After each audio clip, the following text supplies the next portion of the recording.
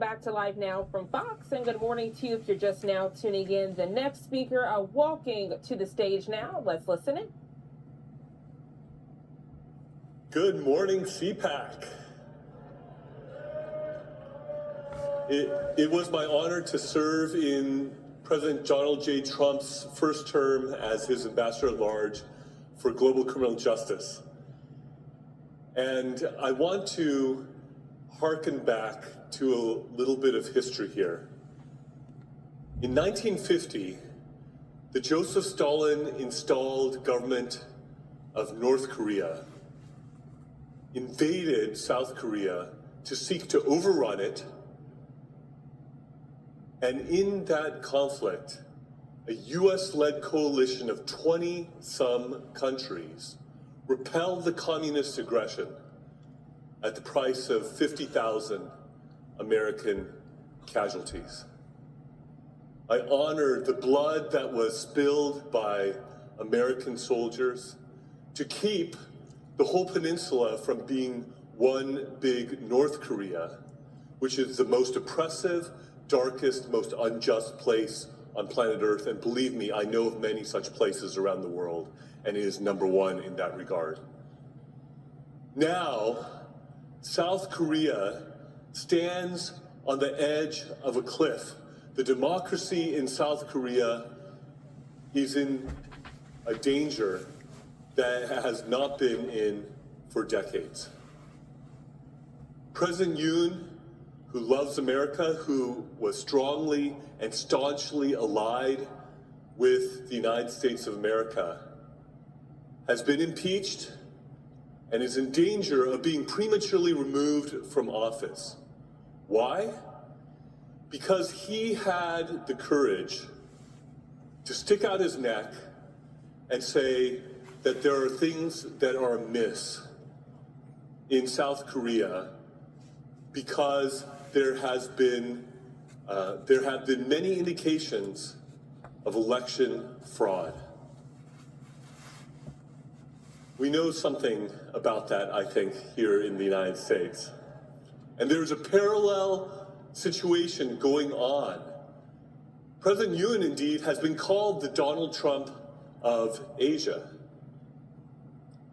And he declared martial law in order to try to seize evidence in regards to the election cheating that he believes has run rampant and has given the Liberal Democratic Party in South Korea an overwhelming supermajority in South Korea that they have used in legislative tyranny to overrun the country, to give a haven to North Korean spies, to welcome the influence of the Chinese Communist Party.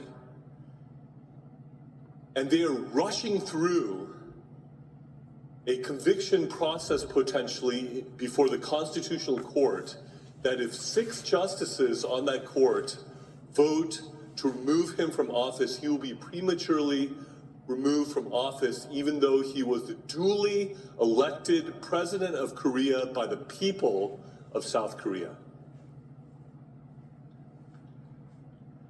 They are rushing this through because his chief political rival who wants to supplant him as president, Lee Jae-myung, who has allegedly sent millions of dollars over to North Korea against US sanctions and against the UN Security Council sanctions, who has aligned himself with North Korea and with the Chinese Communist Party, is himself accused of various crimes that if he is convicted, he would be disqualified from being a candidate for president of South Korea.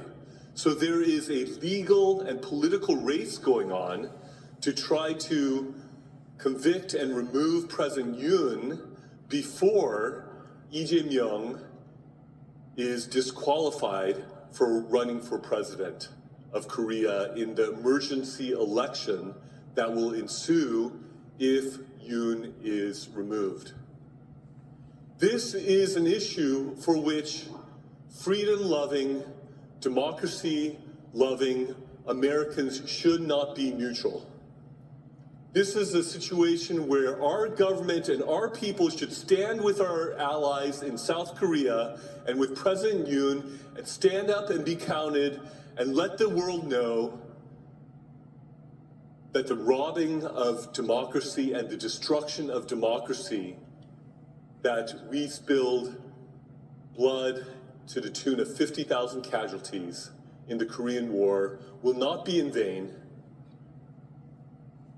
but that the democracy in South Korea could flourish and the people's elected president, President Yoon, who loves America, who is closely aligned with America, would be able to be vindicated in the Constitutional Court and restored to his rightful office.